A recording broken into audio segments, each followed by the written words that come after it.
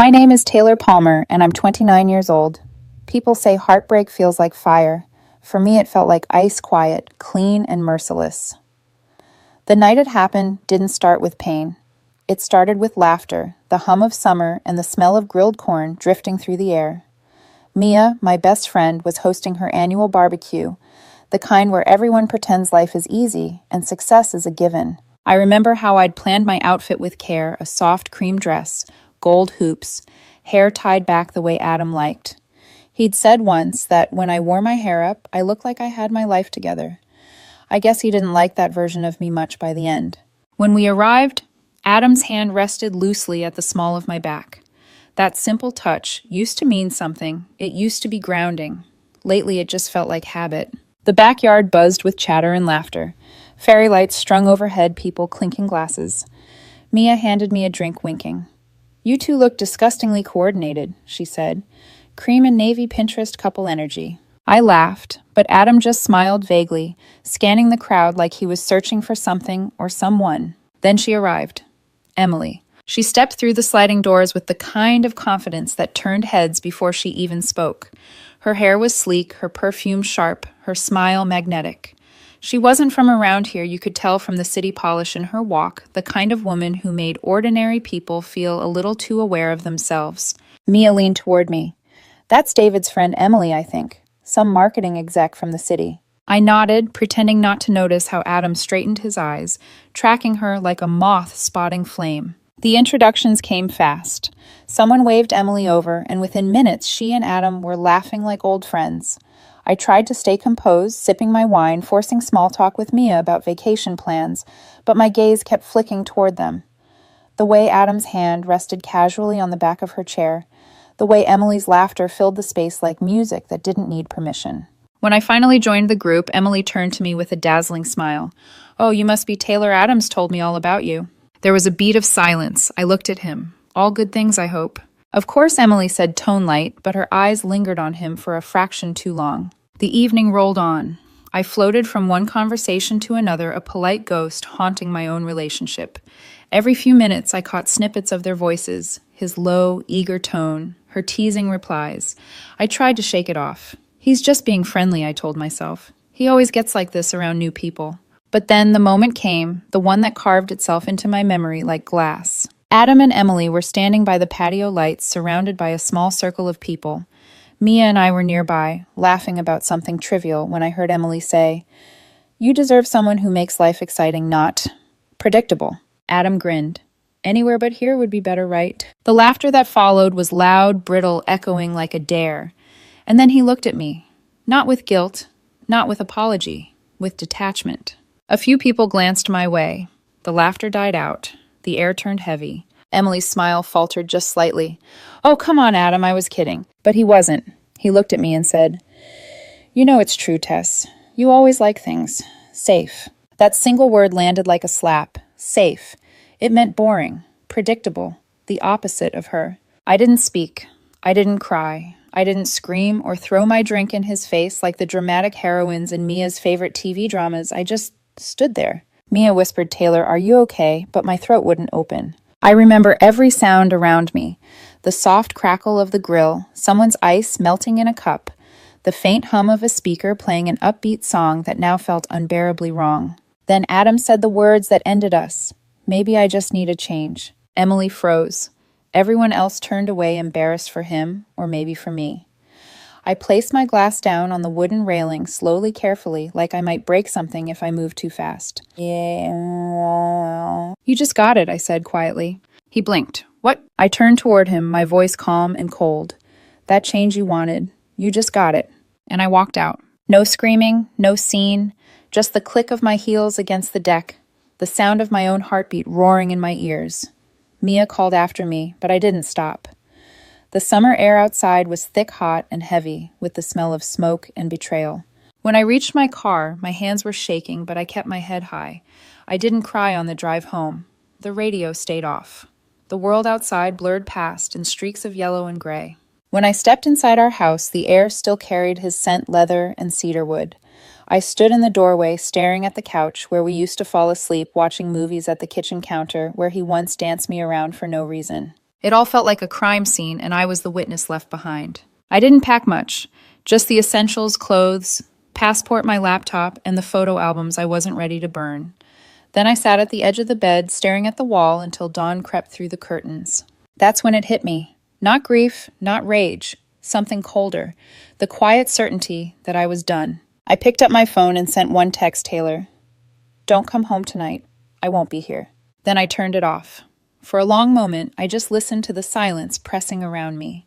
It wasn't comforting. It was pure, endless clean. That night, something in me didn't break, it froze. Morning light has never felt so cruel. It crept into the house like an uninvited guest, laying bare the emptiness Adam left behind. His jacket was still draped over the chair. His mug sat in the sink. Our house wasn't a home anymore. It was a museum of everything I'd failed to see dying. I didn't cry. Not once. Instead, I moved on autopilot, packing my life in quiet, deliberate motions. A suitcase, a duffel bag, my documents, a few photographs. Every item I folded was a confession.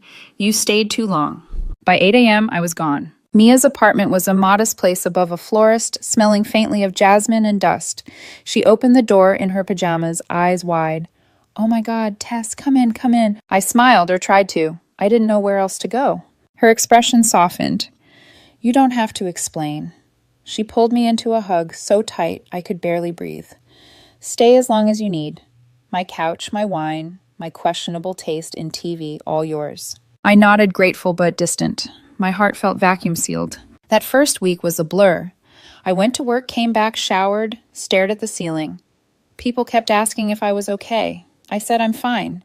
What I really meant was, I'm empty, and it's peaceful. Mia tried to coax emotion out of me. You don't have to be strong, you know, she said one night, pouring us both a glass of wine. I'm not strong, I answered, tracing the rim of the glass. I'm just done. She frowned. You loved him for years, Tess. You can't just switch it off. Maybe love isn't the switch, I said quietly. Maybe it's the silence after it's turned off. She didn't understand, and I didn't blame her. Silence had become my armor. On the third night, I sat alone in the guest room, scrolling through old photos on my phone. Us at the lake house. Us at my parents' anniversary dinner. Us on that trip to Thailand where he held my hand during turbulence and said, You make the chaos worth it. I deleted them all, every picture, every memory. Then I logged into our shared bank account. We'd always promised transparency. Half the money was mine, so I took it cleanly, quietly. I changed my passwords, redirected my paychecks, and transferred my savings. I didn't do it for revenge. I did it to breathe without owing anyone air. When Mia came home later, I was cooking pasta, too much garlic, the smell filling the tiny kitchen. She blinked, surprised.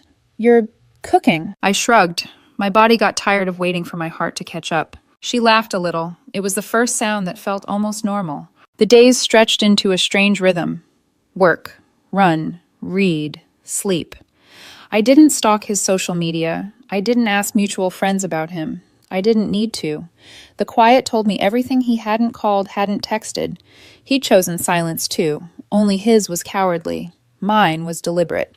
But silence can be loud when you're not ready to hear it. Every night, lying in Mia's spare room, I'd replay the moment from the barbecue. The way he'd said, You always like things safe. The crowd's uneasy laughter. My calm exit. I should have felt humiliated. Instead, I felt powerful. Because for once I hadn't begged, hadn't broken, hadn't let him see me shatter. I'd walked away with dignity, and that I realized was a kind of revenge. A week later, Mia came home breathless, her phone in her hand. You won't believe what I heard. I looked up from my laptop. Should I sit down for this? Adam, she said, dragging out the word like it was poison.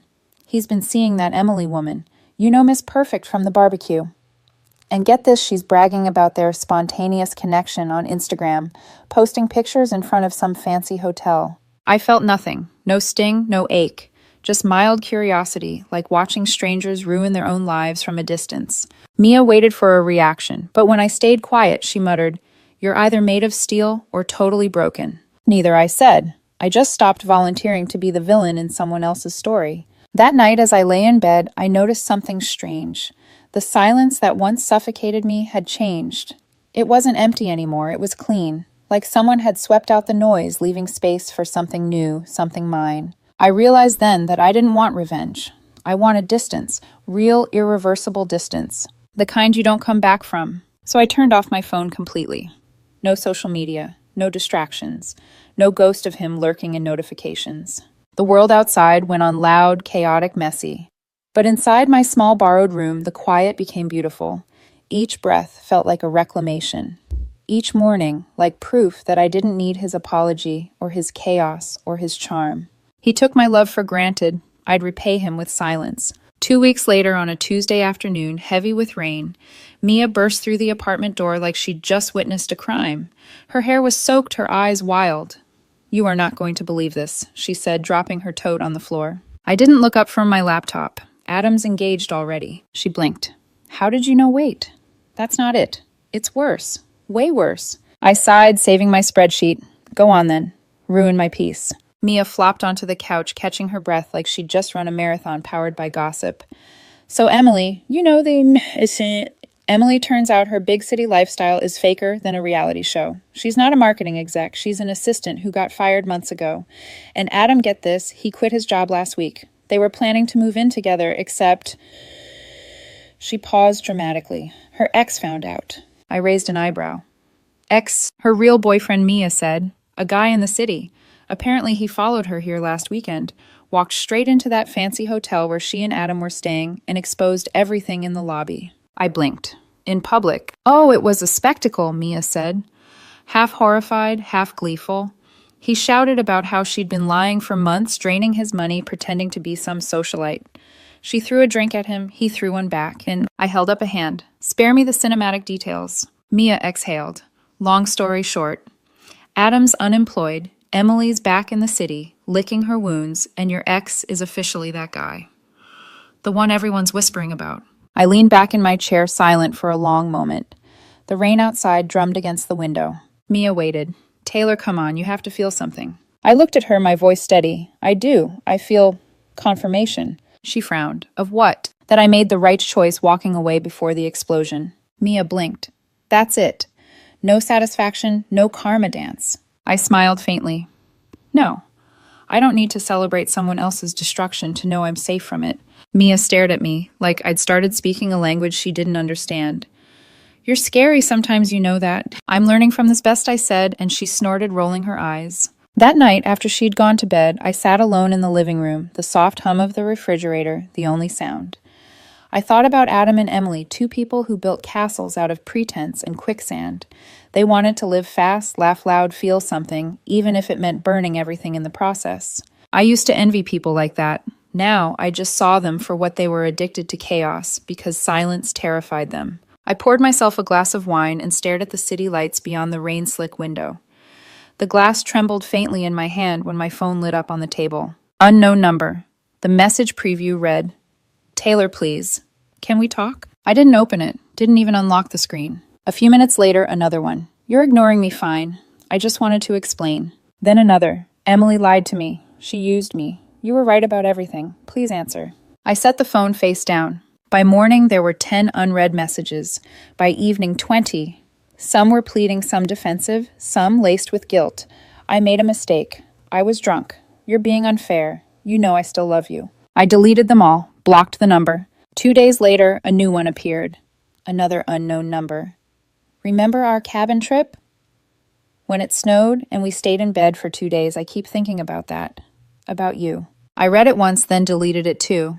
Every message was like a fishing line cast from the wreckage of his own making, hoping to hook me again. But I wasn't a catch anymore. I was the ocean, vast, quiet, untouchable. On Friday, I came home to find Mia on the couch, scrolling through her phone, a look of disbelief plastered on her face. "Oh my God," she said. "He's still trying. He texted me Tess, said he just wants to make things right. Should I tell him to rot?" I smiled faintly. "No, just tell him I wish him peace." Mia's mouth fell open.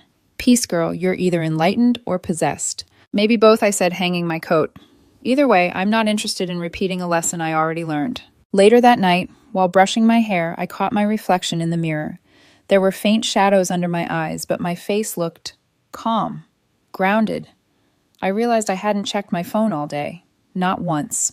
It hit me then. This was power. Not revenge, not righteousness. Just the quiet knowledge that I no longer needed closure from someone who never offered honesty. By the weekend, word had spread through our friend group. Adam had been dropped from his company's project list. Emily had left town. He was living temporarily in a friend's basement trying to figure things out. When Mia told me, I just nodded. Actions have echoes. His are catching up. She shook her head, half admiring, half unsettled. You're handling this like a CEO firing her emotions. Emotions make terrible employees, I said. They never know when to stop working. She laughed softly, but I could see the respect in her eyes. That night, as I lay in bed, I scrolled through my contact list one last time. His name was still there, Adam. I stared at it for a long moment, then pressed delete contact. A simple click, but it felt like a thunderclap in my chest. The silence that followed wasn't empty. It was sacred. He was unraveling, and I was finally still. By the time Adam showed up in person, I'd almost forgotten what his voice sounded like. Almost. It was a quiet Thursday evening, the kind that smelled like rain and second chances no one asked for. I was leaving the gym, my body aching, but my mind blissfully clear when I heard it. Taylor. That voice sharp, breathless, trembling. I turned. He was standing under the flickering parking lot light, soaked through from the drizzle. His once styled hair clung to his forehead, his clothes wrinkled and damp. He looked smaller somehow, like someone had drained the arrogance right out of him. He was wearing my old gray hoodie, the one I'd left behind when I moved out. Taylor, please, can we talk? His voice cracked halfway through. I didn't move, didn't speak, just looked at him, the man who once called me safe, like it was an insult. When I finally spoke, my tone was calm. How did you find me? Mia, he said, eyes darting. I begged her. She didn't want to, but Tess, I had to see you. My lips twitched. Desperation suits you better than arrogance. He flinched, but didn't argue. I know I don't deserve to be here. Please let me explain. Explain what I asked. How boredom made you cruel. He ran a hand through his wet hair. No. How stupid I was. How blind. Emily, she lied to me about everything. About who she was, what she did. She used me, Tess. The moment her ex confronted us, she turned on me, called me pathetic, said I was her charity project. I crossed my arms, rain starting to dot my shoulders. Sounds familiar. He blinked. What? That's what you called me, Adam. Not in words, but in tone. Like loving me was a favor you were tired of giving. Tess, no. That's not... He stopped himself, swallowing hard. You don't know how much I regret that night. I was drunk, stupid, trying to impress people who don't matter. You were the only person who ever did. I tilted my head, and yet you humiliated me to impress them. The words hung in the air, heavy and sharp. His eyes filled with something between shame and panic. I lost everything, Tess. My job, my reputation, her God, her betrayal wrecked me. Everyone knows what happened. They look at me like I'm trash. I studied him. You didn't lose everything. You gave it away. He took a step closer, his voice trembling. Please, just please don't hate me. I can't stand knowing I hurt you like that. We can fix this. I'll go to therapy. No. My voice was soft, but it cut through his plea like a blade. He froze. I took a breath. You keep saying we. There's no we anymore, Adam. There hasn't been since the night you looked me in the eye and called me safe, like stability was some kind of failure. He shook his head, voice cracking. I didn't mean it, Tess. I was God. I was jealous of you. You always knew who you were. I was the one who didn't. That's not jealousy, I said evenly. That's cowardice. The rain started coming down harder, streaking across his face, mixing with the tears he wouldn't admit to. He reached out, fingers trembling. I love you. I never stopped. Please just say something. Anything. I looked at the hand that once felt like home. It didn't anymore. It felt foreign. Cold. Heavy with everything he'd broken. Adam, I said quietly. The woman who loved you died that night. You killed her when you chose an audience over her heart. His eyes widened, panic blooming like wildfire. No, Tess, don't say that. You don't mean it. I do, I said simply. You taught me something valuable, though. He blinked, desperate. What? That silence is the loudest answer you can give someone who never listened. For a moment, the only sound was rain hitting pavement. He looked at me like I'd just stabbed him, but there was no satisfaction in it. Only truth. He took another shaky step closer. We can start over. Please. I'll do anything. I can't sleep. I can't eat. I held up a hand. Adam, stop. He froze mid-sentence, breath ragged. There is no starting over, I said. Not for us. You burned the bridge, then danced in the ashes. I'm not rebuilding what was never meant to last. He dropped his gaze, voice breaking. Then what am I supposed to do? Learn, I said softly. Sit with the silence. It'll teach you more than my forgiveness ever could. For a moment, we just stood there, two strangers in the same storm, connected only by what we'd destroyed. He whispered, You've changed. I nodded. You called me cold. You were right. A pause, then quietly, and I've never felt warmer. He looked shattered, not angry, not cruel, just small. I'm sorry, he said, barely audible, for everything. I stepped back, the rain between us now a curtain. Then let this be your closure. Mine already came. I turned and walked away. Behind me, I heard a choked sob, the kind that comes from somewhere deep where pride used to live. But I didn't stop, didn't look back. My steps were steady, my breathing calm. By the time I reached my car, I felt it again, that strange, familiar peace. As I started the engine, my phone buzzed one last time. Unknown number. Please don't hate me. I stared at it, then pressed block. The screen went dark. He called me cold. He was right. And I've never felt warmer. It's strange how peace doesn't arrive with fanfare. There's no cinematic sunrise, no thunderous epiphany. It just seeps in quietly the way morning light softens the edges of a long night. It's been 6 months since that night in the rain. I still live in Mia's apartment, though the guest room slowly became mine, a new plant. In the corner, my books on the shelf, my shoes by the door. I told myself I'd find a new place soon, but maybe part of me liked the simplicity of borrowed space. Nothing in this apartment reminded me of him. Work got better. I was promoted not because of sympathy or timing, but because I finally started showing up for myself instead of waiting for someone to notice me. The mornings became rituals, black coffee, soft music, and the steady rhythm of a woman building her own life. Sometimes I'd pass places that used to belong to us, the cafe with the burnt espresso, the bookstore where he once bought me that poetry collection and never read a single line from it. The memories would flicker, but they didn't sting anymore. They were just old stories. Mia noticed. You're different, she said one evening, twirling spaghetti on her fork. Calmer, like you finally exhaled after holding your breath for years. I smiled. Maybe I did. She grinned. So no more texts from he who shall not be named. None that I see, I said. She laughed. You blocked him, didn't you? Not exactly. I set down my fork. I muted him. She blinked. Wait, what? I shrugged. I never deleted the last number he used. I just never opened it. I wanted to see if silence could teach him something. Mia groaned, half impressed, half horrified.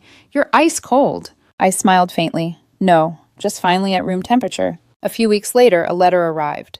An actual letter cream envelope, no return address, my name written in looping cursive. I almost threw it out, assuming it was another wedding invitation from someone's Instagram perfect life. But something about the handwriting felt familiar. I opened it. Taylor. You don't know me well, though I imagine my name still stings. My therapist said I should write letters to people I've wronged, not to ask for forgiveness, but to understand the damage I caused. So here it is. I'm sorry. Truly. What I did to you wasn't about you. It was about me, about needing to be wanted, admired, envied.